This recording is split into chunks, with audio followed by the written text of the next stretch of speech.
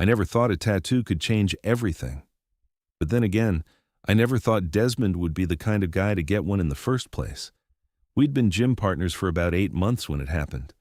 The kind of partnership that develops naturally, where you just start showing up at the same time, nodding at each other, and eventually one day you're spotting each other's bench press without having to ask. Desmond was one of those guys who seemed to have it all figured out, confident without being arrogant, friendly without being fake. He had this way of making everyone around him feel comfortable, like you could just be yourself, and that was enough. I'm Marcus, by the way, 28, software developer, and at that point in my life where I was starting to wonder if I'd ever actually figure out who I was supposed to be. I'd spent my 20s hiding behind a screen, both literally at work and metaphorically in life. The gym was supposed to be about getting healthy, but honestly, it became about something else entirely. It became about those 45 minutes 3 times a week when I could exist in my body instead of just in my head. Desmond was 31, a physical therapist, which explained why his form was always perfect and why he'd occasionally correct my posture with this gentle professional touch that made my heart race in ways I pretended not to notice. He had dark brown skin that seemed to glow under the gym's fluorescent lights, close-cropped hair, and these eyes that crinkled at the corners when he smiled, which was often. We talked about normal stuff, surface-level things, his patients, my projects, the latest superhero movie, whether protein powder actually made a difference or if it was all marketing. But there were moments, little moments where our eyes would meet in the mirror during a set, or when his hand would linger on my shoulder a second too long after spotting me, or when we'd both reach for the same weight and our fingers would brush. Moments I told myself meant nothing because I was good at telling myself things meant nothing. The Tuesday started like any other. September evening, still warm outside, but the gym's AC was blasting. I was early, stretching near the free weights, when Desmond walked in. But something was different. He had this energy about him, this barely contained excitement, and he was wearing a tank top, which he usually didn't. His shoulders were broader than I'd realized, his arms more defined. "Marcus!" he called out, heading straight for me with this grin that made my stomach flip. "Man, I've been waiting to show you something." "Yeah?" I stood up, trying to play it cool, trying not to stare at the way the tank top showed off his physique. "What's up?" He turned slightly, angling his left shoulder toward me. "Got this done on Saturday. Finally pulled the trigger." That's when I saw it. A tattoo, still with that fresh, slightly raised look, covering his entire left shoulder and extending down toward his chest. It was beautiful, intricate, a design that looked like it combined geometric patterns with something organic, almost like tree branches or veins, all in black ink that stood out gorgeously against his skin. "Desmond, that's incredible," I said, and I meant it. My fingers actually twitched with the urge to trace those lines. "What made you finally decide to get it?" He shrugged his other shoulder, looking almost shy, which was unusual for him. "I don't know, man. I've been thinking about it for years. Had the design saved on my phone forever. Then I woke up Saturday morning and just thought, why am I waiting? What am I waiting for, I knew exactly what he meant, but I couldn't say that. Instead, I leaned closer, examining the detail. The artist did amazing work. Does it mean something specific? "It's about growth," he said quietly. "About becoming who you're supposed to be instead of who you think you should be. About putting down roots while still reaching for something more." The way he said it, the weight in his words, made me look up at his face. He was watching me with an intensity I hadn't seen before, like he was trying to tell me something beyond the words. "That's beautiful," I managed to say. "You want to touch it?"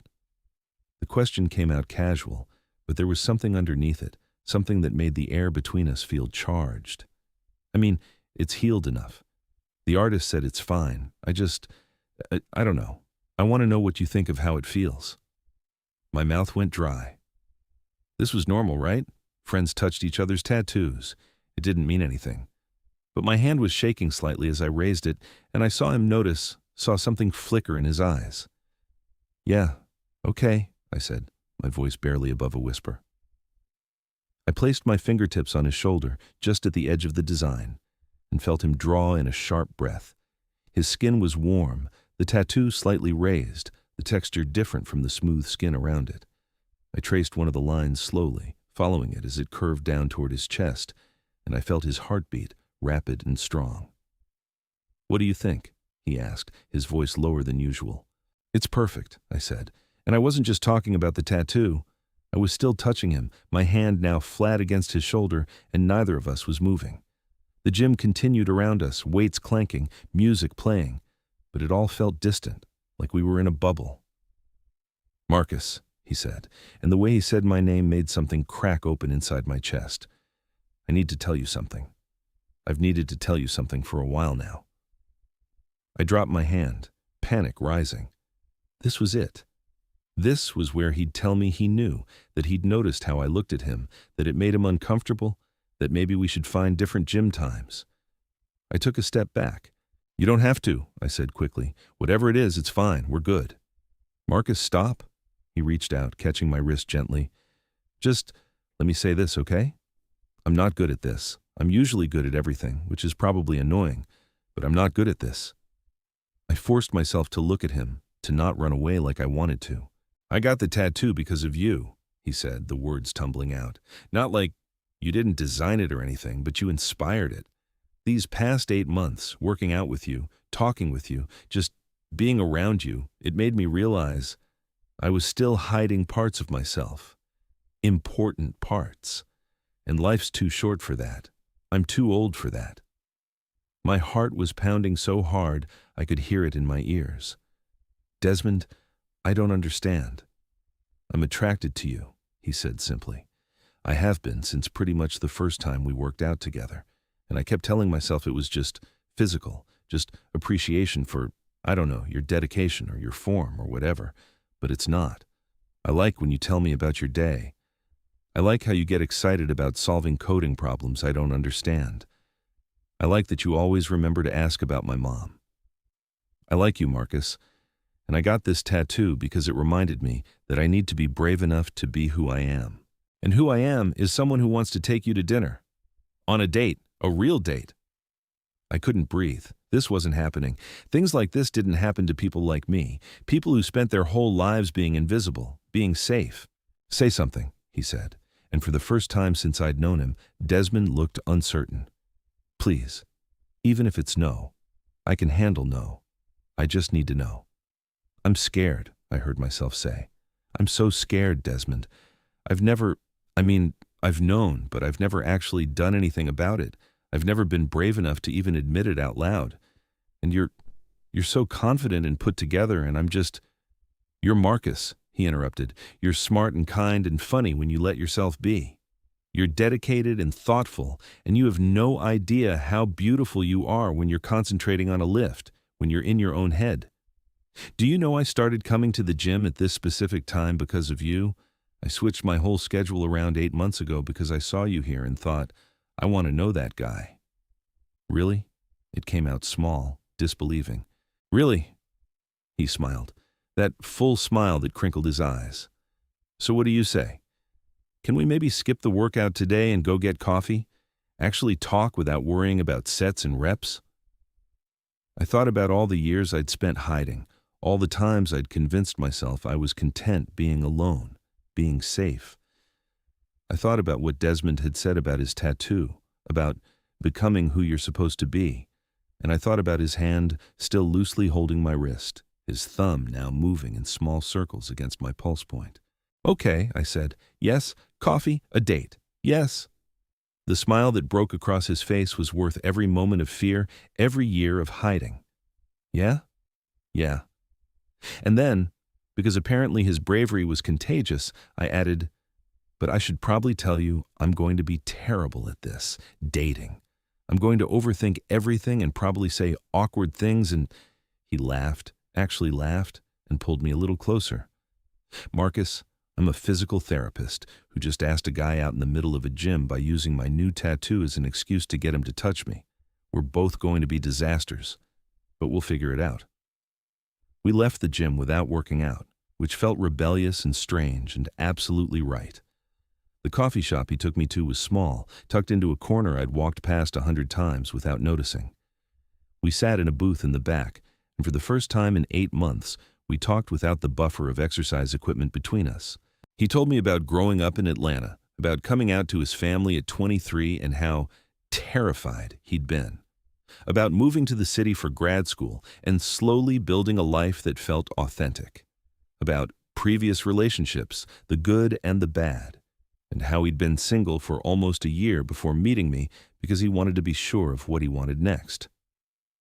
I told him things I'd never told anyone, about my family who loved me but didn't really see me, about spending high school and college being the smart, quiet guy who everyone liked but no one really knew, about dates with women that felt like playing a role in a play I hadn't auditioned for, about the relief and terror of finally admitting to myself at 25 that I was gay, and then promptly doing nothing about it. "Oh, why didn't you?" he asked gently. "Do anything about it?" I stirred my coffee, watching the cream swirl. Because I was good at being invisible, it was safe, and I convinced myself that maybe I didn't need romance or relationships, that I could just focus on work and hobbies and that would be enough. But it wasn't. No, I admitted, it really wasn't. I was lonely. I am lonely. But lonely felt safer than rejected or exposed or seen, he offered. I looked up at him. Yeah, seen. He reached across the table, his hand palm up, an invitation. I took it, and his fingers closed around mine, warm and solid and real. "I see you, Marcus," he said, "and I like what I see, all of it. The parts you think are awkward or too much or not enough. I like all of it." I had to blink back tears, which was embarrassing, but he just squeezed my hand and waited. We stayed at that coffee shop for 3 hours. We talked about everything and nothing. He told me about his patients, the rewarding cases and the heartbreaking ones.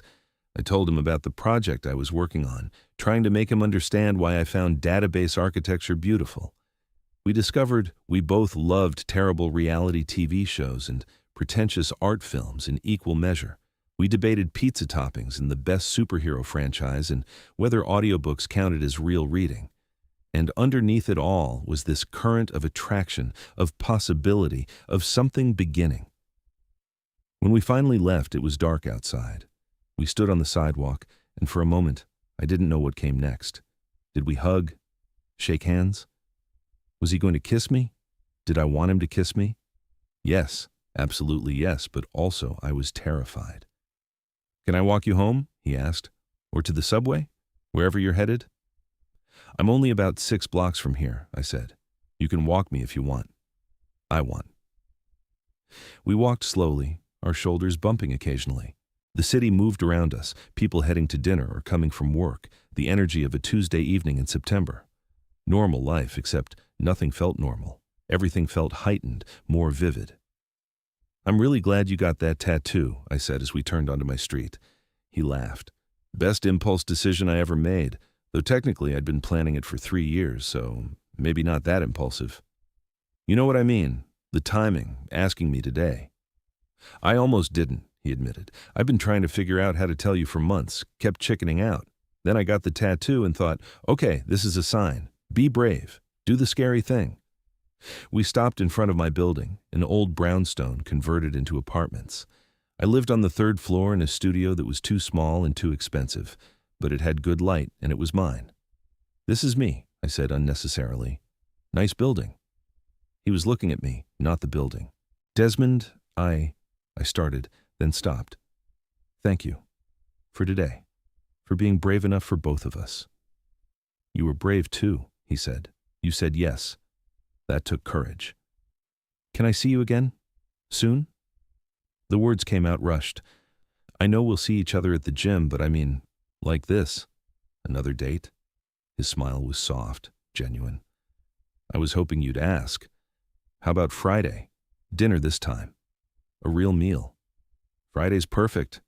We stood there, neither of us moving, the moment stretching. He stepped closer, and my breath caught. His hand came up to cup my cheek, his thumb brushing my cheekbone. "I'm going to kiss you now," he said quietly. "If that's okay." I nodded, not trusting my voice. His lips were soft, the kiss gentle and questioning. My eyes closed, and I let myself feel it, really feel it. His other hand found my waist, pulling me closer, and I reached up to touch his shoulder, my fingers finding the edge of his new tattoo through his shirt. The kiss deepened, and something inside me that had been clenched tight for years finally relaxed. When we pulled apart, we were both breathing hard. He rested his forehead against mine. "Wow," he whispered. "Yeah," I agreed. "Wow." He kissed me once more, quick and sweet, then stepped back. "Friday, 7 o'clock. I'll text you the details." "Okay?" I was grinning like an idiot and didn't care. I watched him walk away, watched him turn at the corner and wave, and then I went inside and climbed the stairs to my apartment. Once inside, I leaned against the door and let out a breath I felt like I'd been holding for years. My phone buzzed, a text from Desmond. "Already missing you. Is that too much? I don't care if it's too much. See you Friday, maybe Thursday at the gym if you're there." I texted back, "Not too much. See you Thursday." That night, I couldn't sleep. I kept replaying everything. His invitation to touch the tattoo, his confession, the coffee shop conversation, the kiss. Oh God, the kiss. I touched my lips, still feeling the ghost of his mouth on mine. Thursday at the gym was different. We were still workout partners, still spotted each other, still did our usual routine. But now there were these moments of contact that meant something different. His hand on my back, my fingers adjusting his grip, the looks we shared in the mirror that were no longer pretending to be casual.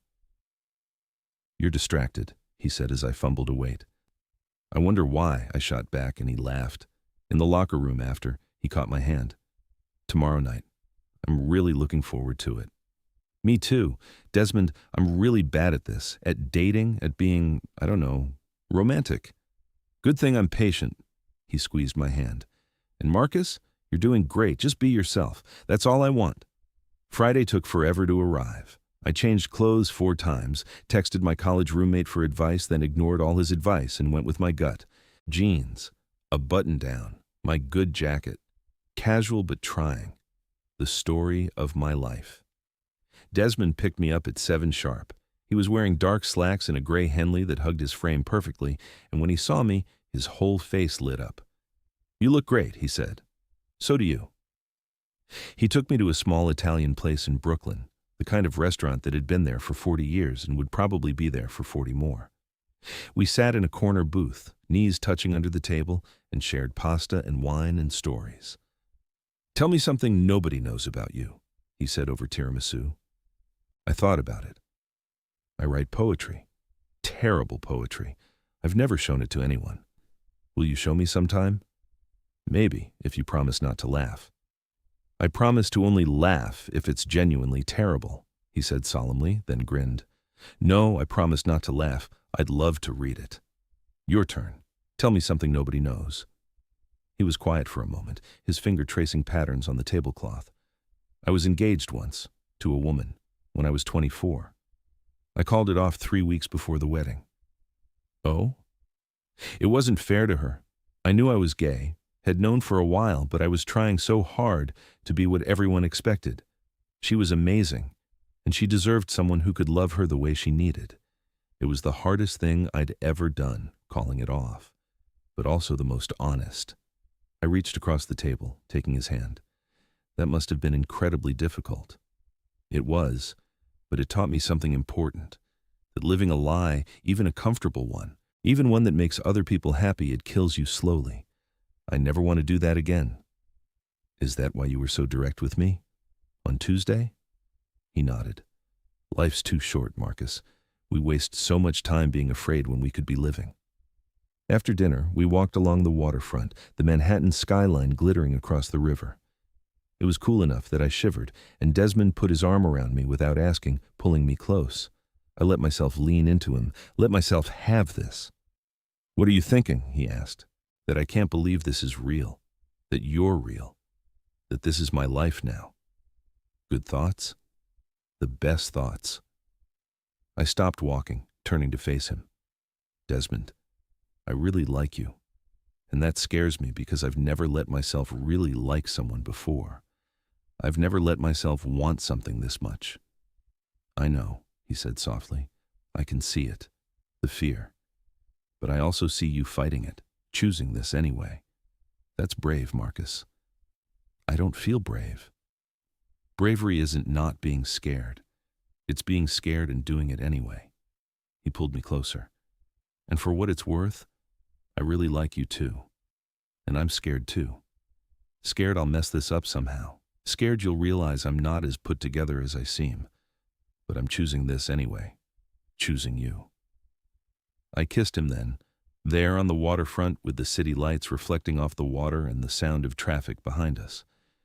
I kissed him and let myself feel everything, the fear and the hope and the possibility of it all.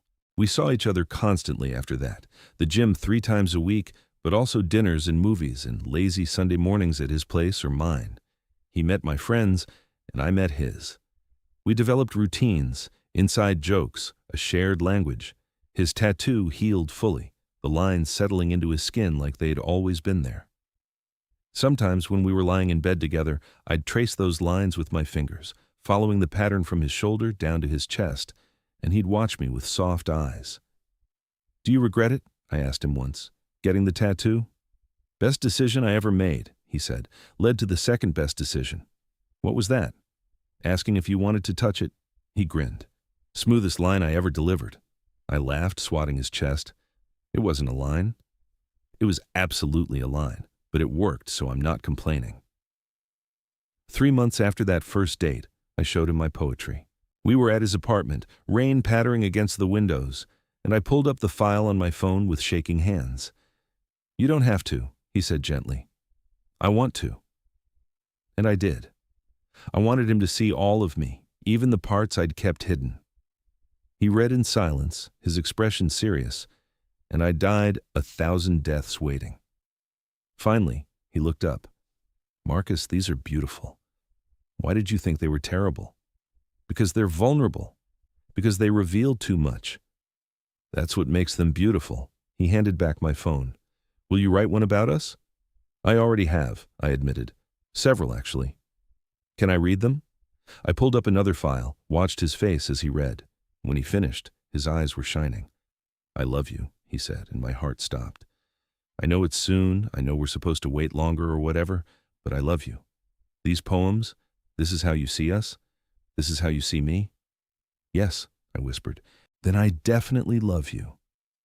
He set my phone aside, pulling me close. "You don't have to say it back. I just needed you to know." But I did say it back because it was true, because hiding felt impossible now. "I love you too. I'm still scared. But I love you. We'll figure out the scared part together." And we did. We're still figuring it out, honestly. It's been 2 years now, and we've moved in together, a bigger apartment with space for both of us. His tattoo has company now, more designs added over time, each one marking a moment, a change, a choice to keep growing. I still work in tech. He's still a physical therapist. We still go to the gym together, though we've switched to mornings now. And sometimes, when I'm spotting him or he's correcting my form, I think about that Tuesday evening when he showed me his tattoo, when he asked if I wanted to touch it, when everything changed. I think about how close I came to saying no, to stepping back, to choosing safety over possibility. And I'm grateful every day that I chose to be brave, that I reached out and touched his shoulder, that I let myself be seen. Because here's what I've learned. Being invisible isn't safe. It's just another kind of hiding, another way of not living. And living, really living, means letting people see you, all of you, the messy and scared and hopeful parts. It means getting tattoos that declare who you are. It means asking someone to touch them. It means saying yes when every instinct screams to run. It means writing terrible poetry and sharing it anyway. It means falling in love in the middle of a gym and building a life from that moment. My name is Marcus. I'm 30 now, and I'm finally becoming the person I was always supposed to be. And it all started with a tattoo, a question, and the courage to reach out and touch something beautiful. Total_char_count, 24,847.